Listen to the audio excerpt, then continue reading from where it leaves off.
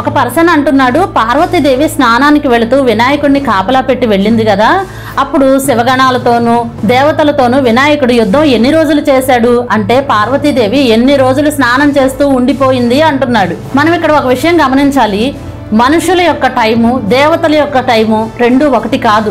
Divine time is different. అంటే దేవతల సమయంలో అక్కడ ఆ సమయానికి ఆ యుద్ధం ఒకే రోజు జరిగింది. ఈ కథ నుంచి మనం గ్రహించవలసిన నీతి కూడా ఒకటి ఉంది. ఇక్కడ వినాయకుడు అత్యంత శక్తివంతుడు కాబట్టి ఆయనకు కాస్త అహంకారం ఉంది. ఆ అహంకారాన్ని అణిచివేసేది కేవలం శివుడు మాత్రమే.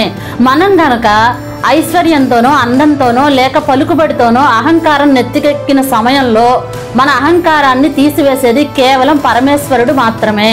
ఆయన వినాయకుడి తలను నరికాడు అంటే అర్థం ఏంటంటే ఆయన అహంకారాన్ని తీసివేసేసి అక్కడ జ్ఞానాన్ని బుద్ధిని ప్రసాదించాడు అని అర్థం. అదే విధంగా శివుణ్ణి ఆశ్రయిస్తే మనకు కూడా జ్ఞానము బుద్ధి కలుగుతుంది.